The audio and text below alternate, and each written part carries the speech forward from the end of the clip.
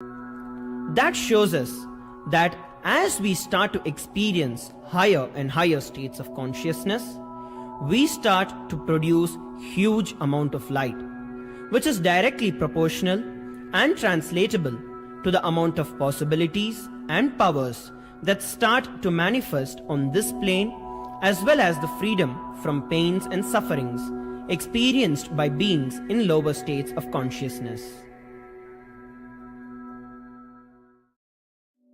These higher lokas gives you various possibilities, powers. For example, visualize you going to a different country where the electronic gadgets are easily, freely available. So naturally, everything you can gain through the electronic gadgets will be available to you freely. Same way, Kamadhenu, Karpagavriksha, Parijata, all these are like different gadgets, possibilities available in different lokas. Please understand, a permanent, irreversible power manifestation from the upper lokas is possible. Once these possibilities and powers start to express in the human body on the Bhuloka, our present plane, we reach a point of no return, where the cognitive shift which happens in us about who we are and what is the reality hidden behind this perceivable world frees us from the deluded ideas we have about ourselves and the life in the cosmos. The moment your consciousness is empowered to access and to exist in the parallel universe, no force in this Bhuloka, planet Earth, can torture you, abuse you, suffocate you. It is irreversible, permanent enlightenment, irreversible, permanent empowerment. In the source scriptures of Hinduism, the Vedas and Agamas, Bhagwan Paramashiva reveals about the importance of being initiated by a guru who is fit of giving initiation for us to raise into the various states of consciousness and experience the higher time zones.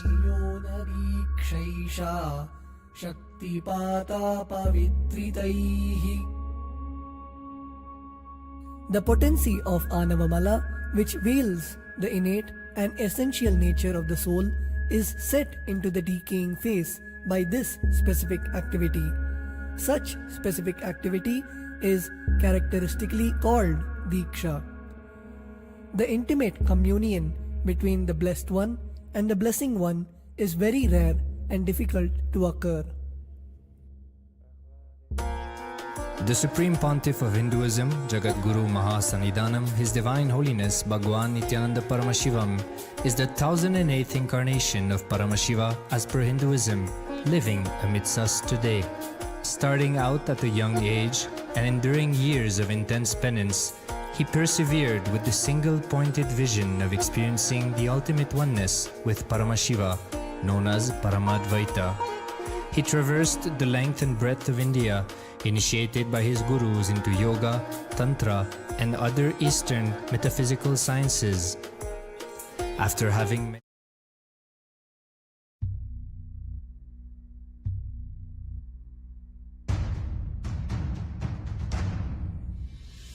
sit as Paramashiva, inhale and exhale deeply with 25 heads and 75 eyes and 50.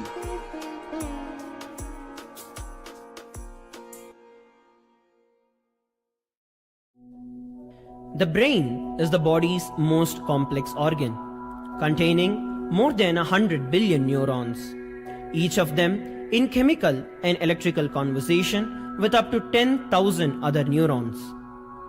Its sheer capacity to process the various happenings of life is astonishing. The scientific studies on the Supreme Pontiff of Hinduism's brain remarkably shows that the complexity presents no difficulty for the Supreme Pontiff of Hinduism in managing his brain's activity.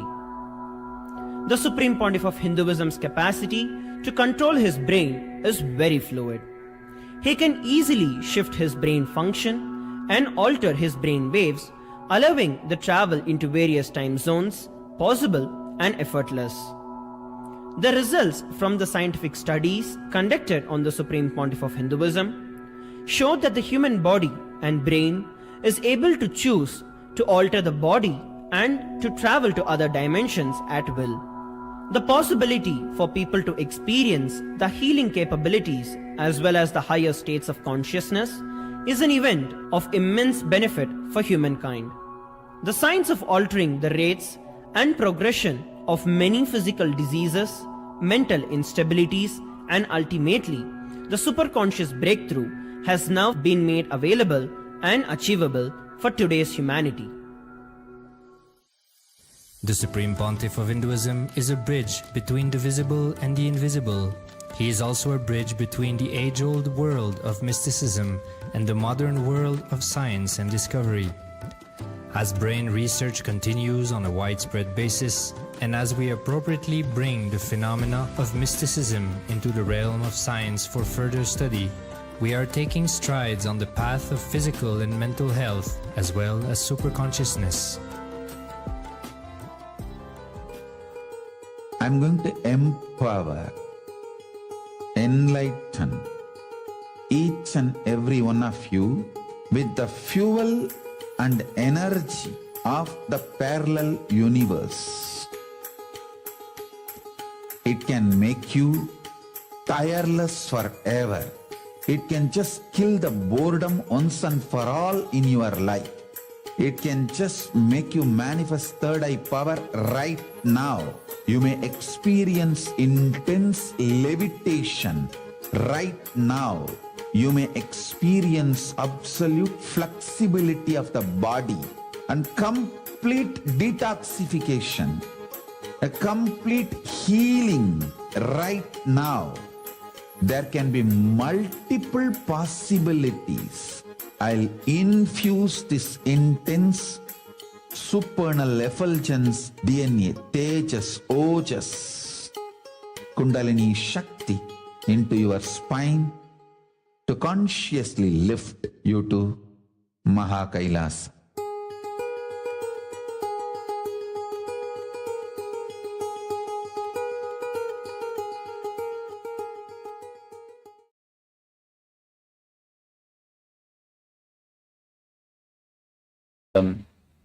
We welcome all the Paramashivoham participants to the first session of the day, Nithyananda Yoga. Let us all now settle down on the mats and sit in a comfortable cossack position with our head, neck and spine in a straight line, hands in Namaskara Mudra in front of the heart center as we chant the Satguru Vandanam. Nithyanandam Paramasukhadam Kevalam Jnanamurtim Dvandvatidam Gaganasadrusham Tattvamasyaadilaksham Ekam Nityam Vivalamachalam Sarvadhi Sakshi Bhutam Bhavatitam Trigunarahitam Sadgurum Tam Namami.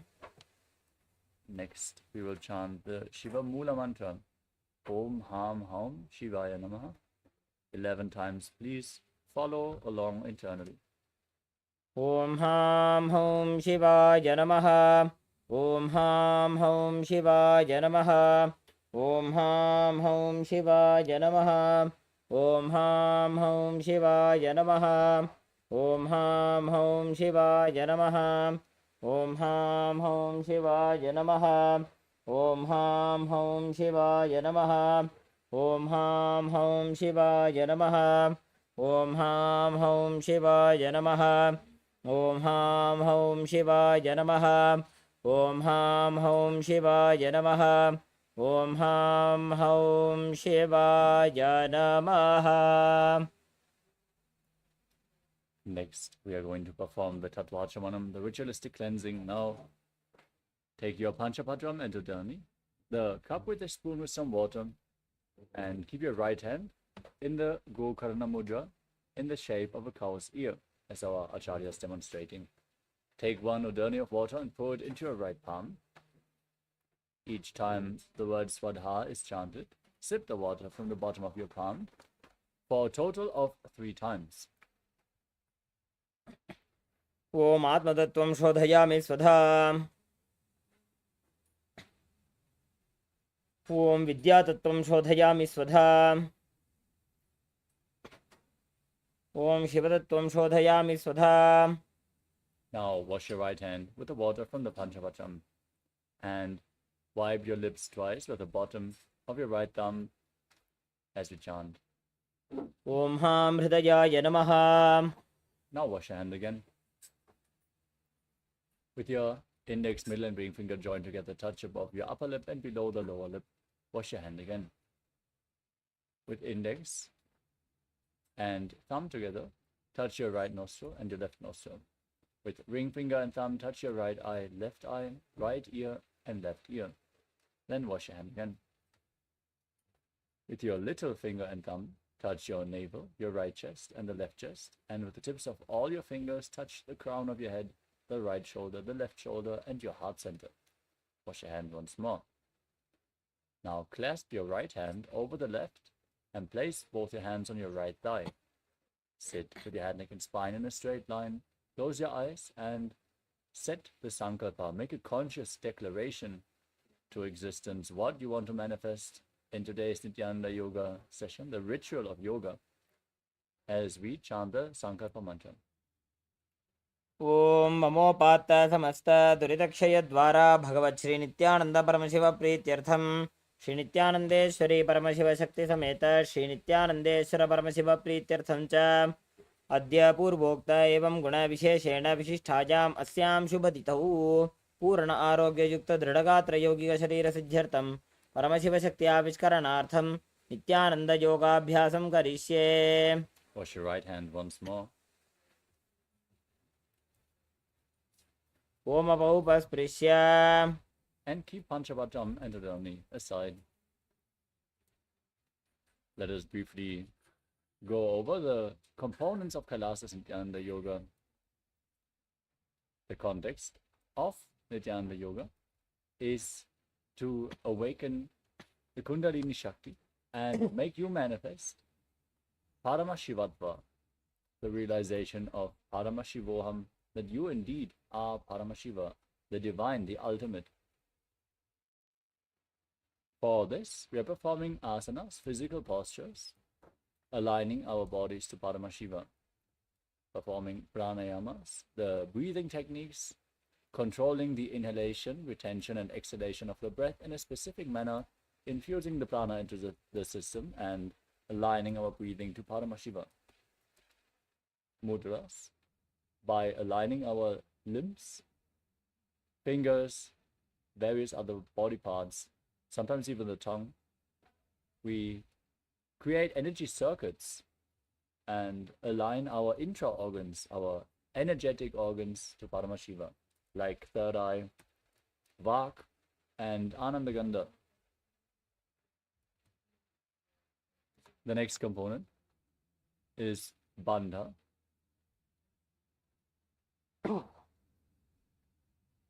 As we contract certain muscles and diaphragms within the body, we prevent the prana from seeping out and forcefully pull it up along the spine to the higher chakras, and then again hold it in the high energy centers. The bandhas we are going to perform are of various kinds. First, the Mula Bandha, the root lock, contracting the perineal floor and putting it up. Ujjana Bandha, the abdominal lock, pulling the stomach in and up towards the spine as you contract your stomach muscles above and below the navel. And Jalandhara Bandha, the throat lock, tucking your chin to the chest and internally locking your throat. The Mula Bandha prevents the Kundalini Shakti from seeping out at the bottom of the spine. Uddiyana Bandha pumps it upwards along the spine, and the Jalandhara Bandha prevents it from falling down again. This way, if all the three bandhas are performed together, it's an intense technique for Kundalini awakening called Mahamudra Bandha. Next is Karana, the sacred dance postures preserved throughout the temples in India carved in stone, moving your body parts in synchronicity, aligning your body movements to the cosmic body movements leads to intense awareness in every part of your body and a subtle breath, which is intensely infusing prana into the system. The next component is visualization. Throughout the asanas, we're going to project certain visualizations on screen. Please visualize these intensely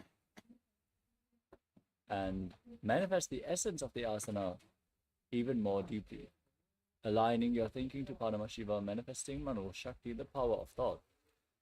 The next component is japa, the internal repetition of mantras. We are going to project certain japas on screen, repeatedly chant them internally, visualizing that they are rotating around your throat. Cleanse your Vishuddhi chakra and manifest the power of speech, vak, as you align your speech to Paramashiva.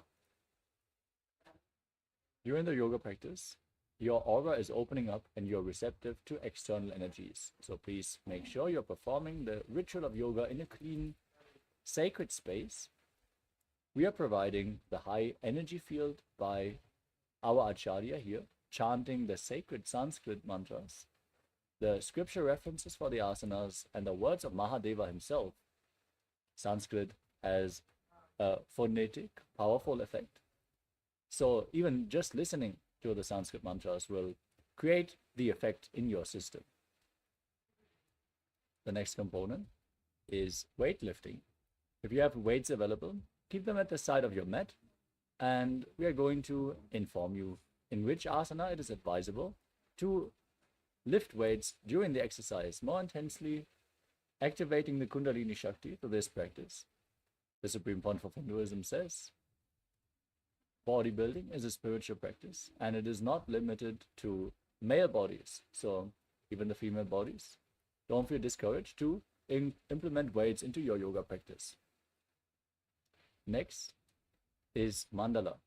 You can see in the background of our acharyas, we are projecting the Shri Yantra, the visual representation of all the gods and goddesses.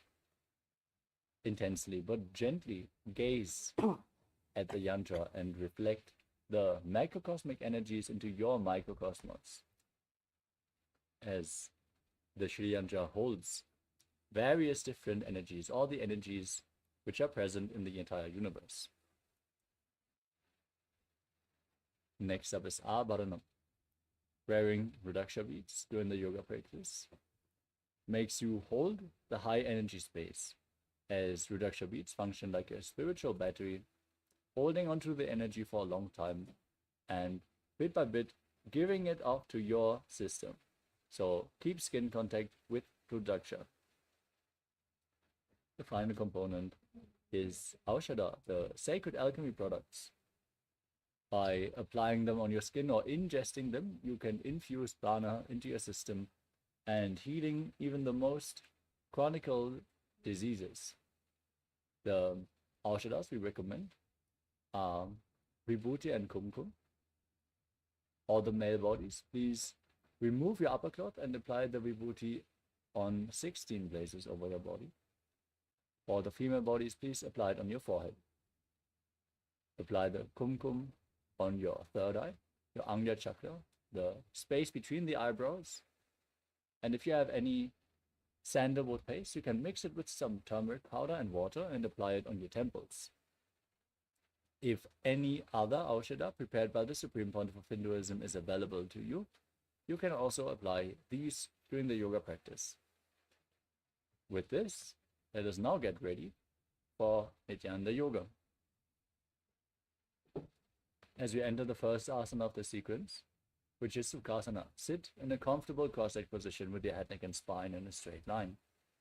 Keep your hands on top of the knees in Bindu Mudra, index fingers and thumbs together. Visualize Lord Shiva in your inner space. Breathe in Samana Kumbhaka, inhale deeply and hold your breath. Visualize a flame being kindled in your stomach, rising up your spine. Engage all trivandhas, root lock, abdominal lock and throat lock in Mahamudra Bandha, and internally chant the Japa Soham. तत्सुखासनमित्युक्तमशक्तस्तत्समाचरेत् आसनं विजितं येन जितं तेन जगत्त्रयम्. Next up is Parvatasana. Now, place your feet onto opposite thighs in Padmasana and then join your hands in Anjali Mudra, raising your arms up with your elbows straight. Engage all the bandhas and visualize yourself as Mount Kailash. अथ वक्षे महादेव पर्वतासनमङ्गलं यत्कृत्वा स्थिररूपी स्यात् षट्चक्रादिविलोपनम्. Next up is Halipavasana. Now extend your feet away from the body. Join the soles of the feet together as you interlock your fingers behind your back in Parashamudra and lean forward and down, placing your forehead on the ground behind your heels. Gaze to your nose, engage Mahamudra Bandha and visualize Swamiji in your inner space. पूरवविधियाहू में जानो उभय पगतली संपुट ठानो पिष्टपछेदो वो करल्यावो दक्षिण करसो वाम गहावो. Next up is Nagi Pavasana. Now keep the soles of the feet together and extend your arms out in front of you. As you cup your palms and place them on the ground in front of the feet, bring your forehead on the ground, gaze to your nose, engage Ati-bandhas and visualize yourself as a snake. पूर्व विधि पर आगाने नीचो हो भी कहू निभनास्यो लगाई हाथ आगाने धरती लगावे पसारी दो हाथ की अंजोली करे. Now hold on to the big toes in Prana Mudra with index and middle fingers. Then stretch your legs forward and up and then cross them into Padmasana. Lean forward and down, place your elbows on the ground, engage all the bandhas and visualize yourself as a bird in Kokilasana. अथान्यदासनं वक्षे येन सिद्धो भवे नरः.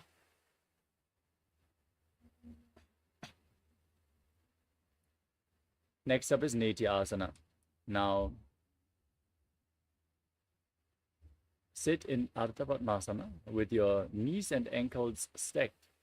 Hold on to opposite elbows and start rotating your arms in a circular motion as you gaze to the tip of the nose, engage all the bandhas, and every once in a while change the direction of the movement as you visualize Swamiji in your inner space.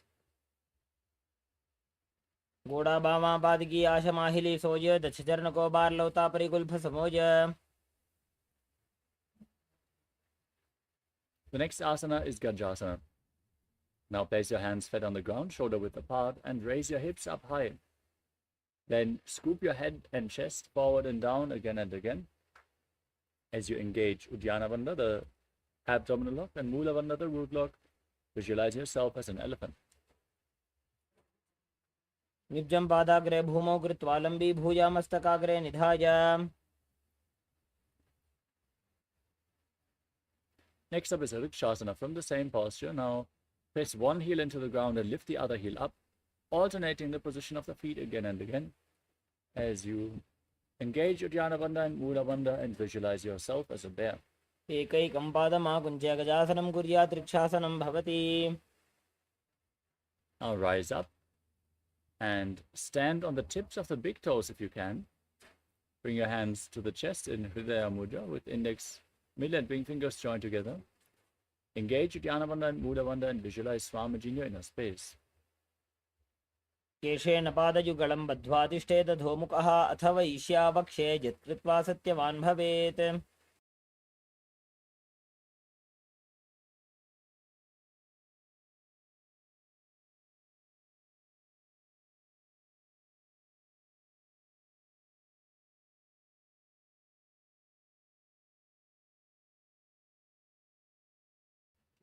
Next up is Urdhva Janu Karana, the first Karana of the sequence. Now stand in Arimandi posture. Heels together, toes pointing outwards and the knees bent. Remember, Arimandi, we're going to perform it throughout various Karanas in this sequence. Now bring your hands to the chest and raise one knee up along the center of the body and follow along with the respective hand on both sides again and again.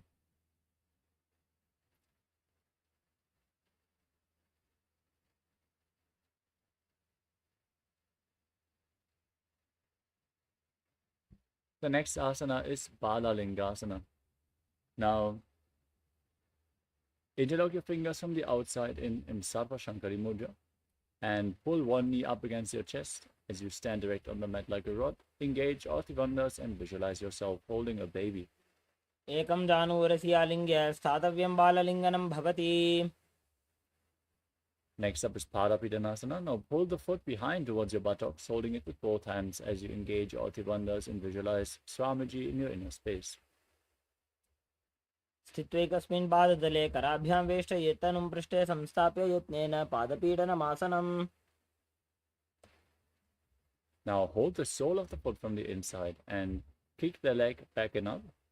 As you lean forward, extend your other hand in Bindu Mudra, engaging the Mula Bandha and visualizing yourself as Lord Nataraja in Natarajasana.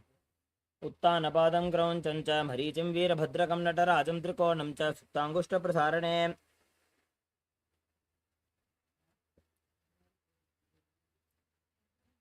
Now pull the other knee up against your chest. Repeat Palalingasana on the other side. Engage your Bandhas and visualize yourself holding a baby.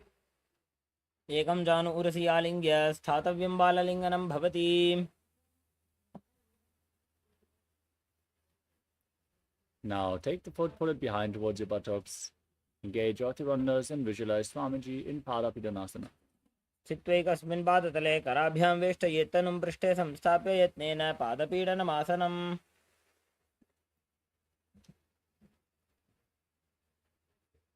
Now hold the sole of the foot and kick it back and up as you lean forward, repeating Natarajasana on the other side as you visualize yourself performing the cosmic dance as Lord Nataraja. उत्तानपादं क्रौञ्चं च मरीचिं वीरभद्रकं नटराजं त्रिकोणं च सुप्ताङ्गुष्ठप्रसारणे. We move on to Ardharajitakarana. Stand in Adimandi posture. Heels together, toes pointing outwards and knees bent with your hands at the chest. Then step the right foot behind the left and swing the right arm back and forth like a pendulum, gracefully moving your fingers. Now cover your nose with your hand, uncross your ankles and repeat the movement on the other side.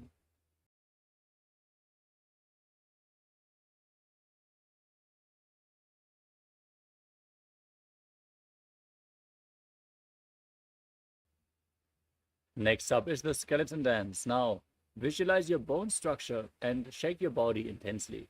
Dance wildly as you hold on to the visualization of your skeleton.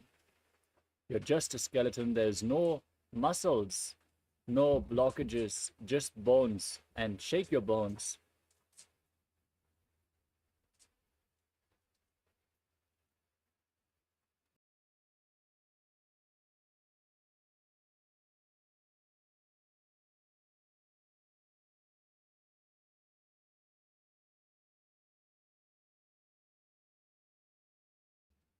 Next up is Katicchinakarana.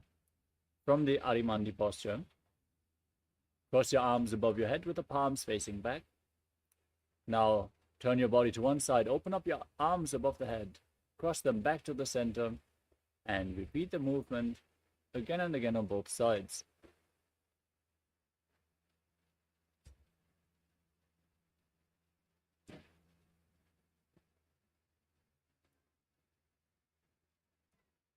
Next up is Tadasana. Now stand on the tips of your toes and raise your arms up above your head.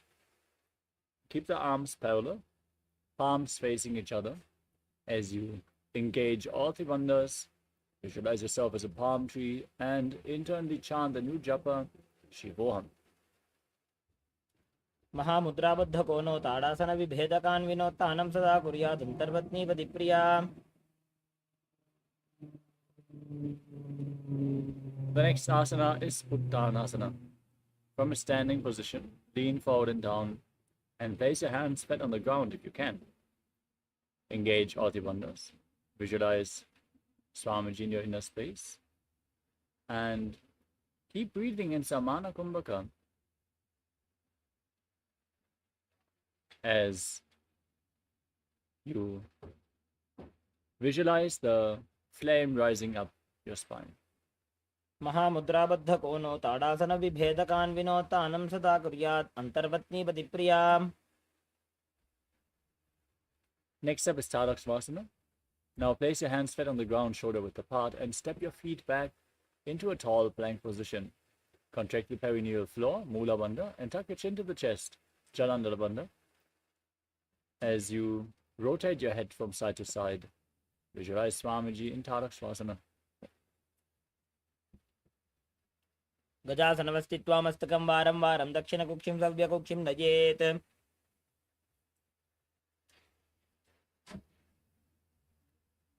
Now lower your body down onto your stomach. Keep your hands next to your chest and point your toes back as you lift your head and chest up by the strength of your lower back. Open your mouth widely in Bhujangani Mudra, inhaling through the hollow of your throat as you visualize yourself as a cobra in Bhujangasana. अंगुष्ठनाभिपर्यन्तम् अधो भूमौ विनिन्यसेत् कराभ्यां च धरां धृत्वा ऊर्ध्वशीर्षफणीवहि.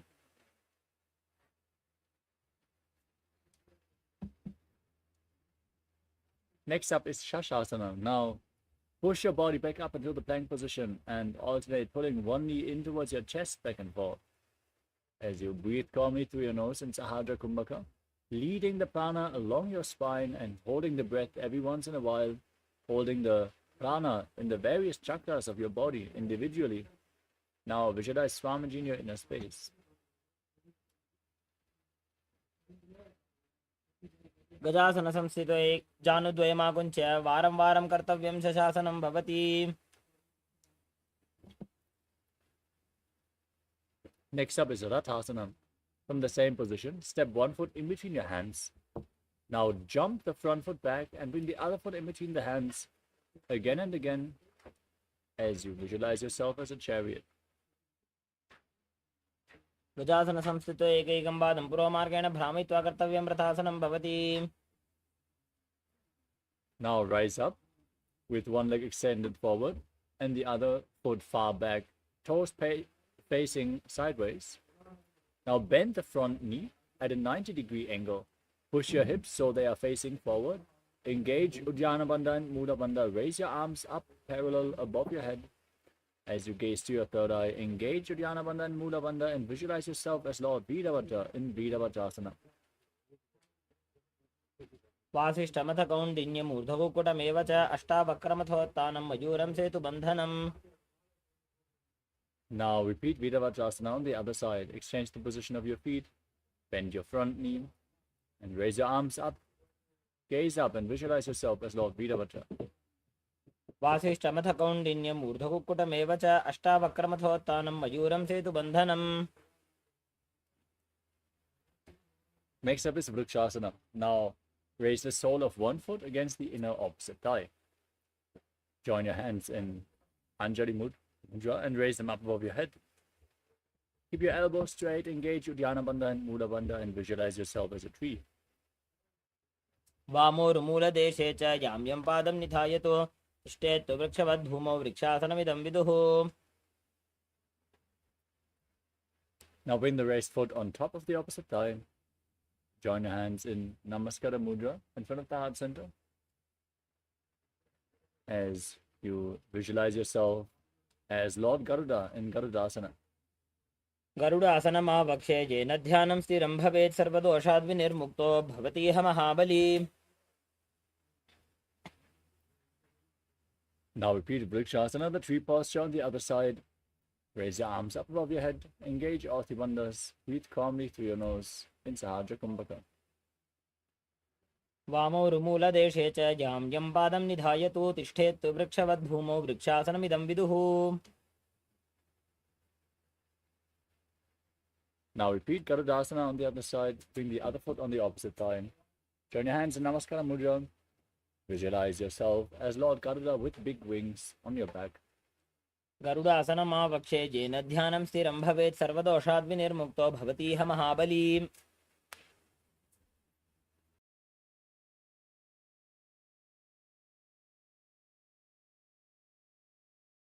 The next asana is Trikonasana.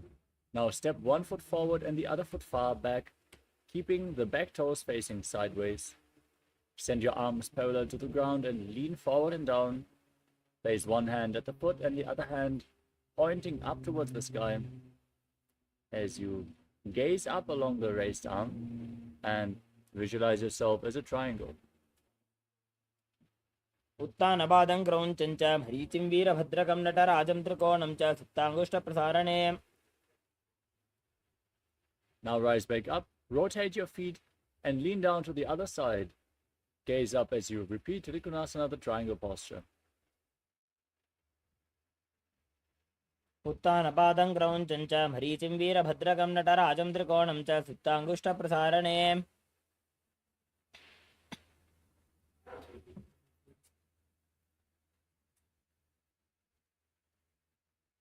Next up is Nikutakakarana. From Arimandi posture, heels together, toes pointing outwards and your knees bent. Raise one heel off the ground and bring your hands in front of the chest with the palms facing each other.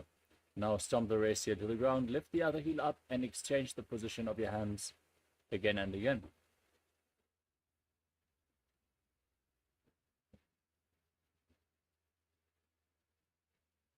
We move on to Angushtasana. Now lower your body down onto raised heels. Keep the toes tucked. Join your hands in Namaskara Mudra in front of your chest. As you keep the knees off the ground, join together. Visualize Swamiji in your inner space and start buzzing like a bee on the inhalation and exhalation in Brahmari Kumbhaka as you internally chant the new japa Sadashivoham. कबन्धासनमित्याहुः गोरक्षासनमेव च अङ्गुष्ठमुष्टिकं न्येयं ब्रह्मप्रासादितं तथा.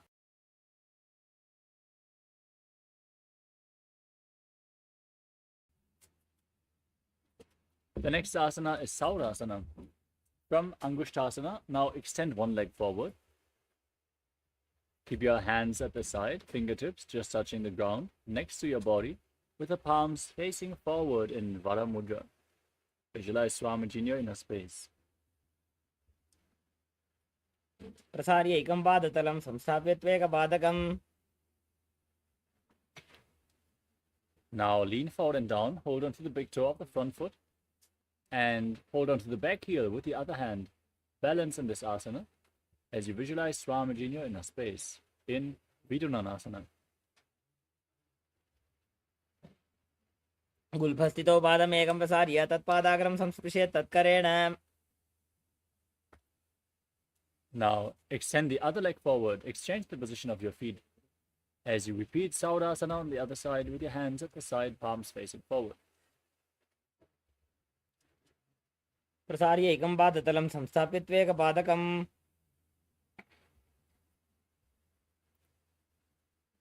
Now lean forward and down. Hold on to the big toe and the back heel. Repeat Vidunanasana on the other side. गुल्फस्थितो पादमेकं प्रसार्य तत्पादाग्रं संस्पृश्य तत्करेण. Next up is Brahma Jhadankushasana. Now step both your feet in, sit on raised heels, separate your legs and place your hands on top of the knees with the palms facing up. Tuck your chin to the chest in Jalandhara Bandha and gaze through the gap between the palms as you visualize Swamiji in your inner space. दो गुफणा पानी होए वैसे एड़ी दो गुदानी वैसे कौरबक तलियां की माहिली ice माहेरा शेमिली.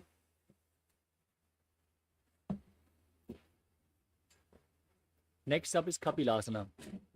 Now drop your knees on the ground. Sit on raised heels with your hands on the thighs or on the knees. Gaze to the nose as you visualize yourself as Sage Kapila Muni, the founder of the Mahanirvani Peetham, and perform Uddiyana Bandha and Muda Bandha. उभय पकतली सम ठहरावे तिनको माहिली कौर मिलावे.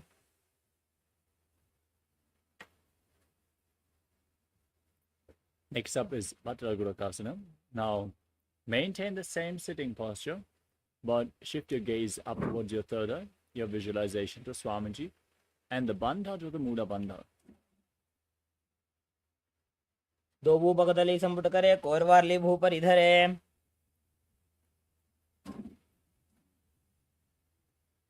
Next up is Suryasana. As you raise your knees off the ground, bring the soles of the feet together and separate your knees widely. Then join your hands in Padma Mudra as you raise your arms up above your head and gaze through the gap between the palm Engage Uddiyana Bandha and Mula Bandha and visualize Lord Surya in your inner space. दोऊ पगदली संपुट करे कोरवारली भूपरि धरे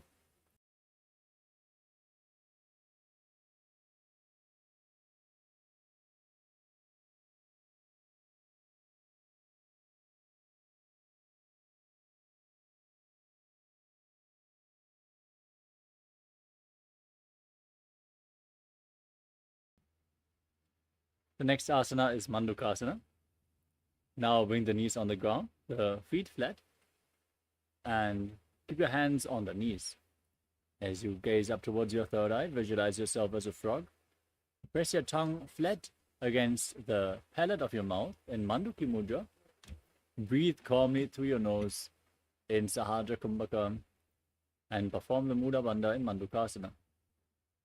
पादतलौ पृष्ठदेशे अङ्गुष्ठे द्वे च संस्पृशेत् पादयुग्मं पुरस्कृत्य साधयेन्मण्डुकासनम्. Next up is Uttana Mandukasana. From the same posture, now bring your hands behind your back. Hold on to opposite shoulders with your hands. Keep your elbows close to the head. Visualize yourself as a frog. Press your tongue up and gaze to your third eye as you engage Uddiyana Bandha and Mula Bandha in Uttana Mandukasana. मण्डुकासनमध्यस्थं कूर्पराभ्यां धृतं शिरः एतद्भेकवदुत्थानम् एतदुत्थानमण्डुकम्.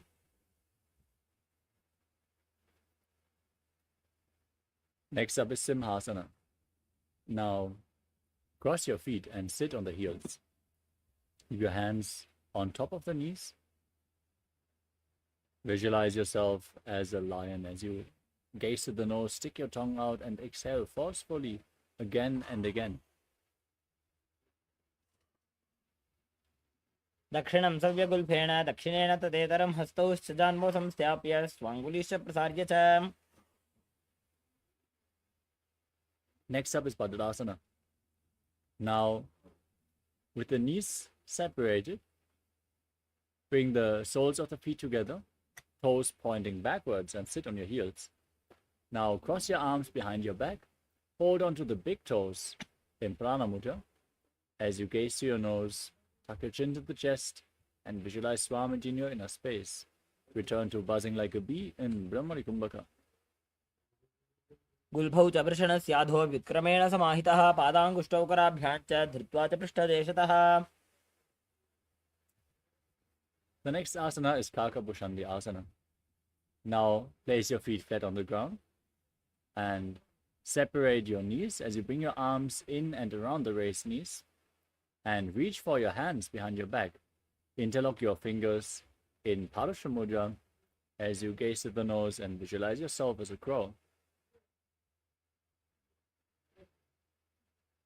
प्रथमे वेसकुक्कुटठाने दोवुहातपकमीच आने. Next up is Kani Pavasana. Now place your hands flat on the ground, shoulder width apart. Bring your knees onto your arms towards your armpits. Then raise your hips, lean forward, and lift your legs off the mat, balancing on your arms as you visualize Swamiji in your inner space. आसन को गुण आशीर्षता होई तो आछी होई. The next asana is Kapali Asana. With your hands flat on the ground, place your head on the mat as well, forming a triangle between your hands and your head. This is going to be our first inverted posture. So if you suffer from high blood pressure or any neck or back related injuries, please consult your doctor before you perform any of the inverted postures. As you lift your legs off the ground and straighten them up all the way, gaze to your nose and visualize Swamiji in your inner space, still buzzing like a bee. शीश शीशा धरती टेगी पकदो वो मिलिवा ऊंचा कुकरे. Next up is Parshvamayodasana.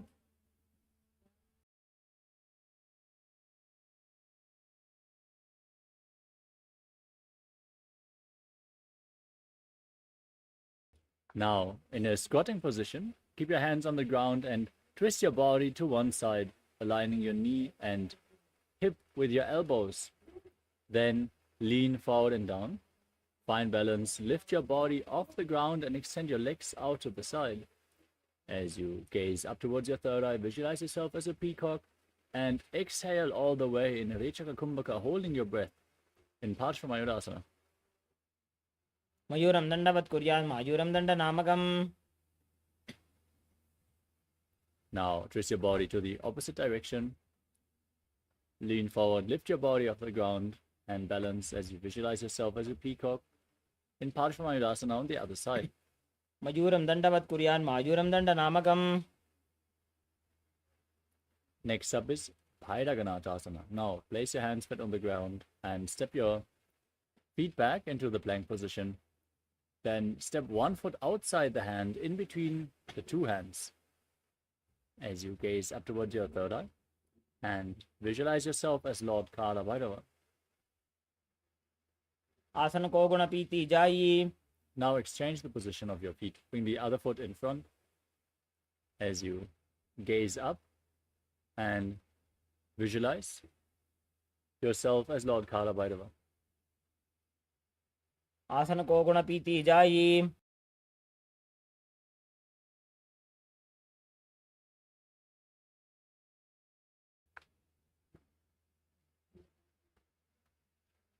The next asana is Unmukhapitasana. Now step your feet back again and place your forearms on the ground. Walk your feet slightly forward and raise your hips. Try to bring your feet flat on the ground as you gaze up towards your third eye and visualize Swamiji in your inner space in Unmukhapitasana. भून्यस्तौ जानुनी हस्तौ चतुष्पदम वाङ्मुखम् उत्थापिताङ्घ्रियुगल कटिस्थलमभिरुका. Next up is Vashishthasana. Now raise back onto your hands and lift one hand up towards the sky as you rotate your body. Engage your core intensely. Be straight as you gaze to your third eye and gaze up along the raised arm and visualize yourself as Sage Vashishta in Vashishthasana. ऊर्ध्वकुक्कुटवासिष्ठमरीचहलमध्यकम्. Now rotate your body in the other direction. Lift the other arm upwards as you visualize Sage Vashishta and Vashishthasana on the other side. ऊर्ध्वकुक्कुटवासिष्ठमरीचहलमध्यकम्. Now come to a seated position with your legs extended forward. Place your hands underneath your buttocks with the palms facing up. Gaze towards your nose as you visualize yourself as Lord Hanuman. Engage Jalandhavanda and Mudabandha and internally repeat the japa Mahasadashivoham in Anjani Asana. दोबू करकी उभय हथेली कोरवारली मैले भेली.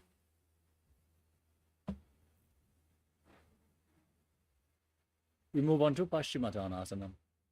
With your legs extended forward, now lean forward and down, hold onto the big toes in Prana Mudra, index and middle fingers. Engage all the bandhas as you bring your head down towards the knee and visualize Swamiji in your inner space.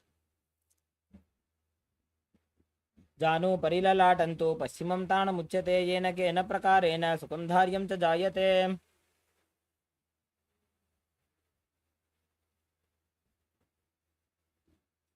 Next up is Ugrasana. With your knees slightly separated, interlock your fingers behind your head and lean forward and down. Bring your head in between the knees, the elbows outside the knees. Squeeze your body intensely as you engage all the bandhas and visualize Kali in your inner space in Ugrasana. स्वपाणिभ्यां दृढं धृत्वा जानो परिशिरोऽन्यसेतासनोऽग्रमिदं प्रोक्तं भवेदनिलदीपनम्. Next up is Marichyasana. Now step one heel in towards the perineum. Raise your knee and lean forward and interlock your fingers behind your back as you bring your head to the knee. Visualize yourself as Sage Marichi. उत्तानपादं क्रौञ्चं च मरीचिं वीरभद्रकं नटराजं त्रिकोणं च सुप्ताङ्गुष्ठप्रसारणे.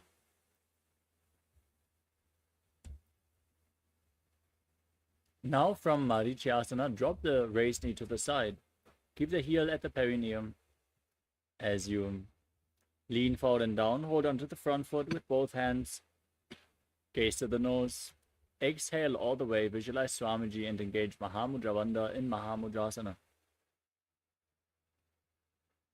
महामुद्रां प्रवक्ष्यामि तन्त्रेऽस्मिन् मम वल्लभे यां प्राप्य सिद्धा सिद्धिं च कपिलाद्याः पुरागताः।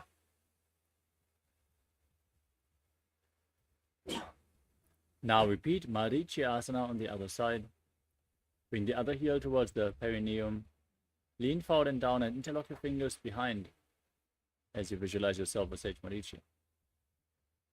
उत्तानपादं क्रौञ्चं च मरीचिं वीरभद्रकं नटराजं त्रिकोणं च सुप्ताङ्गुष्ठप्रसारणे। Next up is Mahamudrasana. On the other side, drop the knee to the side, lean forward and down, engage all the bandhas and visualize Swamiji. महामुद्रां प्रवक्ष्यामि तन्त्रेऽस्मिन् मम वल्लभे यां प्राप्य सिद्धा सिद्धिं च कपिलाद्याः पुरागताः। Next up is Bhadrasana 2. Now, bring the soles of your feet together in front. As you hold your feet firmly with both hands, push the knees down towards the mat by the strength of your groin. Gaze up towards your third eye and visualize Swamiji in your inner space. गुल्फौ तु वृषणस्यादः सीवन्त्याः पार्श्वयोः क्षिपेत्। Next up is Gvalipavasana. Now extend your feet away from the body. Keep the soles together and place your hands on the respective knees. Tuck your chin to the chest in Jalandhara Bandha. Gaze to the nose and visualize Swamiji in your inner space.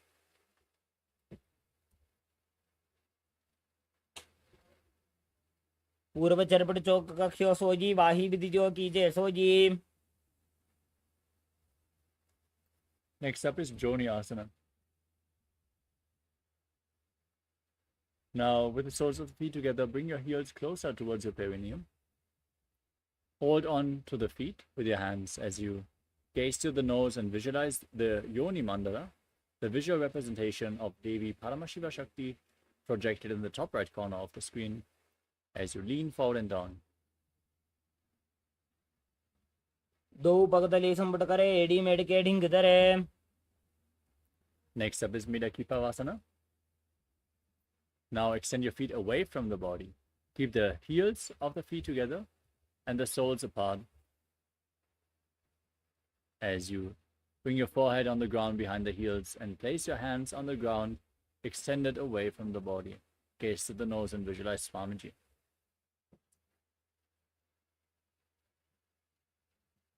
पूर्व विधि परिपकतली संपुट शोल एडी मिली राशे। Next up is Siddha Samadhi Asana. Now sit with your heels close towards the perineum, toes together and heels apart. Bring your hands underneath the shins, palms facing up, elbows on the ground, and then lean forward. Bring your toes against your throat as you gaze to the nose and visualize Lord Surya in your inner space. दो पगतली संपुट करे 16 made आगा में धरे अंगुल 8 अंतर और राशे AD को ऐसे विदिदाशे। Next up is Chinakipavasana. Now bring the feet back in towards the perineum.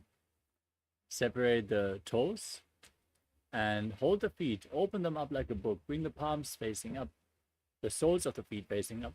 Bring your elbows on your thighs, gaze to your nose, and visualize Swamiji in your inner space.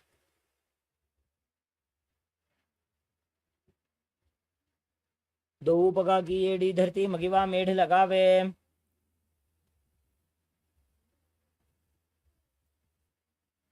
Next up is Charapata Chokasana.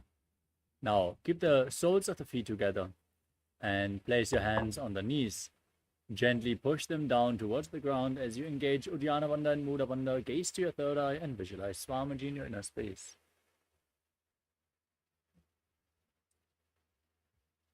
दो पगतली संपुट धारे आगा ने कर jar पसारे।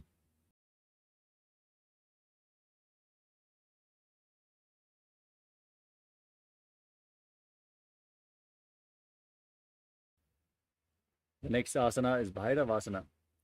Now twist your feet, rotate them so the toes come down to the ground and the heels are being raised up. Then place your knees on the mat and your hands on top of the knees in Bindu Mudra, index fingers and thumbs together as you visualize yourself as Lord Kala Bhairava. Gaze to your third eye and engage Uddiyana Bandha and Mula Bandha.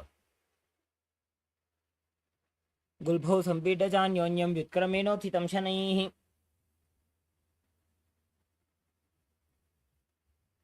The next asana is Samanasana. Now bring one heel against the perineum and lift the sole of the other foot against your chest. Gaze up, visualize Swamiji, and hold your breath in the Muladhara chakra in Samanasana. समानासनमावक्ष्ये सिद्धमन्त्रादिसाधनात्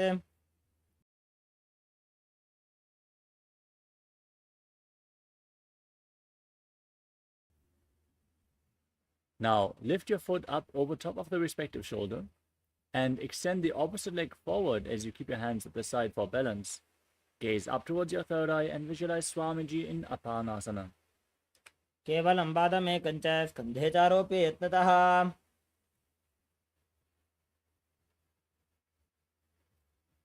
Now bring the other heel against the perineum, lift the sole of the other foot against your chest. Repeat Samanasana on the other side. समानासनमावक्ष्ये सिद्धमन्त्रादिसाधनात् Now repeat Apanasana. Lift the foot over the shoulder, extend the opposite leg forward and up. Gaze up and visualize Swamiji.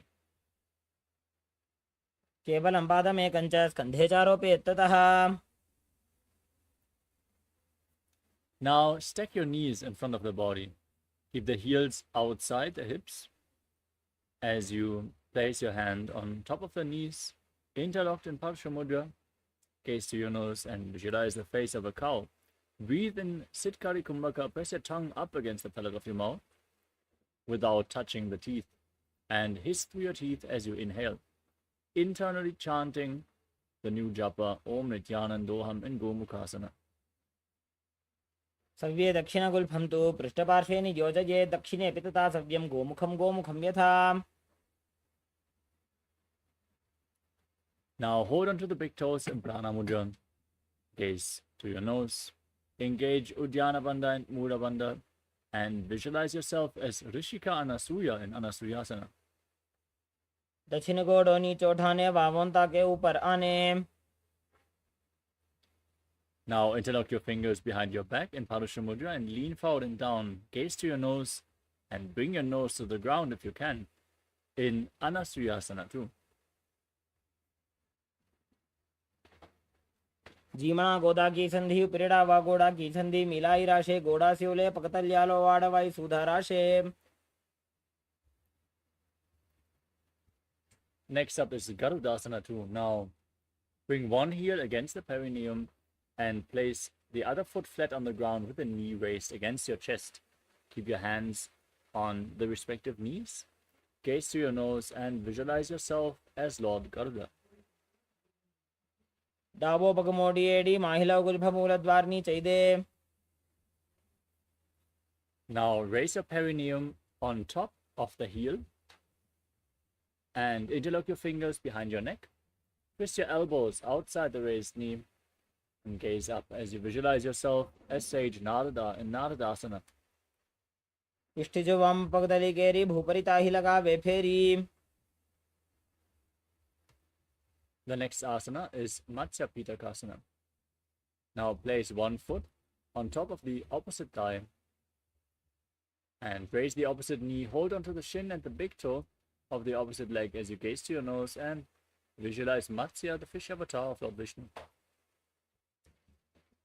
Women वामाङ्गुष्ठन्तु गृहीतं मत्स्य पीठकं योनि वामेन सम्पीड्य मेढ्रादुपरि दक्षिणम् Next up is Gomukhasana on the other side. Again, stack your knees, place your hands on top of the knees, and gaze to the nose as you visualize the face of a cow. सव्ये दक्षिणगुल्फं तु पृष्ठपार्श्वे नियोजये दक्षिणे अपि तथा सव्यं गोमुखं यथा Now repeat Anasuyasana. Hold onto the big toes, gaze to the nose, and engage Uddiyana Bandha and Mula Bandha.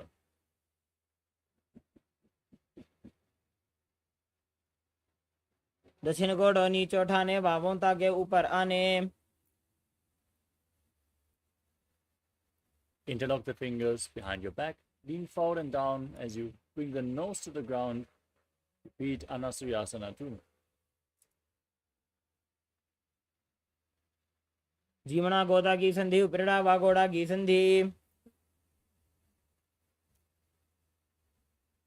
Now repeat Garudasana too. Place one heel against the perineum, the opposite knee raised, hands on the knees, visualizing yourself as Lord Garuda. डावो पगमोड़ी एड़ी माहिलो Gulf मूल द्वारनी चाहिए.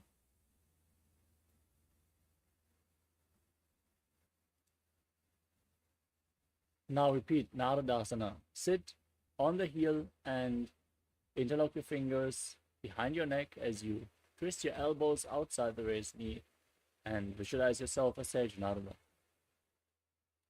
इष्टिजुवाम पगतली केरी भूपरिता ही लगा वे फेरी. Now repeat Matsya Pitakasana. Place the other foot on top of the opposite thigh. Hold on to the shin and the big toe of the raised knee as you gaze to your nose and visualize Matsya, the fish avatar of Lord Vishnu. वामेन वामाङ्गुष्ठन्तो गृहीतमध्य पीठकं योरि वामेन सम्पीड्य मेढ्रादुपरि दक्षिणम्. Now extend your legs forward and place one foot on top of the opposite thigh. Twist your elbow outside the raised knee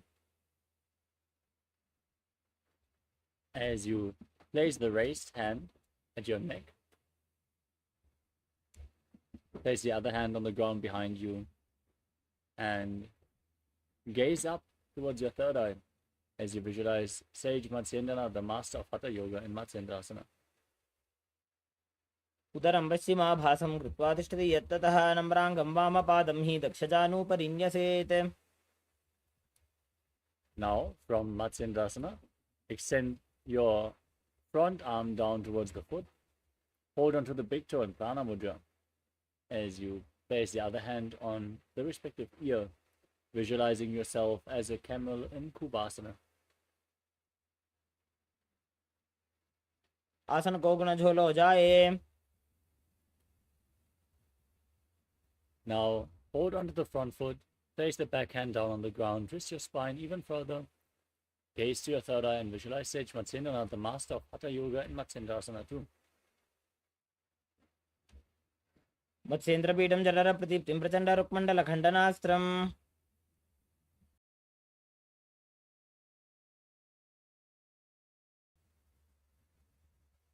Now extend both your legs and repeat Matsyendrasana on the other side. Place the other foot on the opposite thigh and twist your elbow outside the raised knee as you place your hand at your neck.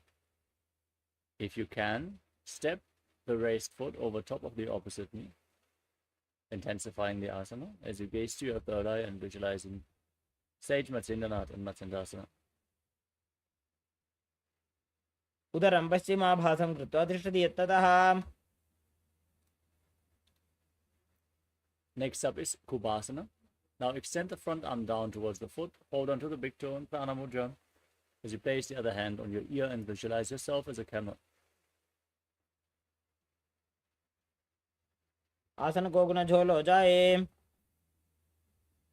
Now place the back hand down on the ground behind you, twist your spine even further, gaze up and visualize Sage Matsyendana and Matsyendrasana too. मत्स्येन्द्रपीठं जलर प्रदीप्तिं Prachanda रुक्मण्डलखण्डनास्त्रम्. Now place your feet on opposite thighs and sit straight in Padmasana. The hands on the knees, gaze to your nose and visualize yourself as Lord Shiva. As you breathe in Sitari Kumbhaka, press your tongue against the back of the teeth and hiss through your teeth as you inhale. Engage all the wonders and internally chant the new japa, Om Nithyananda Mahasada-shivoham. आसनं द्विधं प्रोक्तं पद्मं वज्रासनं तथा. Now, cross your arms in front of the body. Hold on to the big toes in Prana Mudra, index and middle fingers. Gaze to your nose and visualize yourself as Goddess Parvati, the consort of Lord Shiva, as you still breathe in Sitali Kumbhaka in Padmasana too. उत्तानः चरणौ कृत्वा ऊरु संस्थौ प्रयत्ततः. Next up is Kukutasana. Now, sitting in Padmasana, bring your hands in between the legs. Place your palms flat on the ground and lift your entire body off the mat, balancing on your arms. As you visualize yourself as a rooster, breathe calmly through your nose, leading the prana along your spine in Sahadra Kumbhaka. पद्मासनं सुसंस्थाप्य नान्वोरन्तरे करौ. From Kukutasana, place your hands in front of you, raise up onto your knees in Padmasana. Keep your fingers pointing towards your body as you lean your navel onto your elbows and lift your knees off the ground, balancing on your arms as you visualize yourself as a rooster in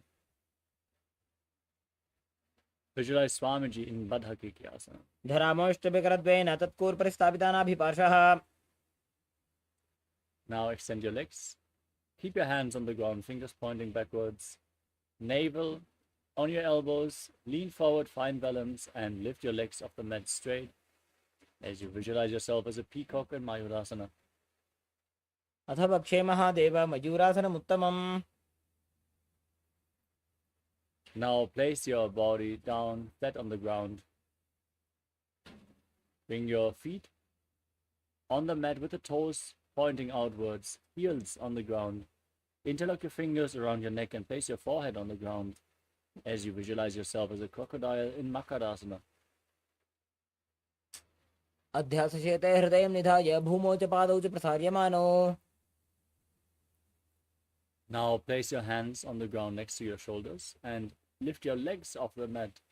Engage your lower back and glutes as you visualize yourself as a locust in Shalabhasana. अध्यासशेते करयुग्मवक्षो भूमिमवष्टभ्य करयोस्थलाभ्याम्. Now bend your knees, hold onto the feet and pull them outside the hips down on the ground as you visualize yourself as a camel in Ushtrasana. अध्यासशेते पदयुग्मव्यस्तं पृष्ठे निधायापि धृतं कराभ्याम्. Now kick your legs back and up, still holding onto the feet as you lift your head and chest as well. Gaze to your third eye and visualize yourself as Pinaka, Lord Shiva's bow in Dhanurasana. प्रसार्य पादौ भुजदण्डरूपौ करौ च पृष्ठे धृतपादयुग्मम्. Next up is Bhagasana. Come to a kneeling posture. Bring your heels outside the hips. Sit on the ground with the toes touching behind your back. Keep your hands on the knees, gaze to your third eye, visualize Swamiji, and internally chant the new japa Om Nithyananda Paramashivoham. उल्टा मोड़ी पाव दो वैसे बहुरो जुगति करे एक ऐसे. We're now going to move on to the next inverted posture of the sequence. So set yourself up in front of a wall. Ask a partner to assist you in this asana. As you place your forearms on the ground, elbows shoulder width apart. Interlock your fingers. Place your head on the mat, supported with your hands. As you raise your hips, walk your feet forward, and then lift your legs off the mat. Pull your knees towards your chest in this asana. Squeeze your body into a ball as you gaze to your third eye and visualize Swamiji in Gohya asana.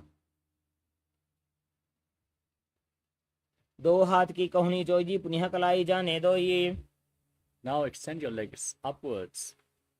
Keep your body straight in Shirshasana as you gaze to the nose and visualize Swamiji in your inner space. विपरीतं मण्डलं च द्विधैव विदितं हिनः. Gently lower your body down. Now come to a seated posture with your legs extended at the front. We are going to enter a sequence of rapid exhalations and intense ab exercise. Get ready to breathe in Bhastrika Kumbhaka. Exhale from your navel, pushing the air out again and again like the bellows of a blacksmith. Don't inhale. Let the air flow back into your lungs naturally. Hold onto your calves and lift your legs up vertically in front of you as you visualize Swamiji in Bodhi Asana. दो हाथ पग बाहर आने घोड़ा तरे काकसी ठाने.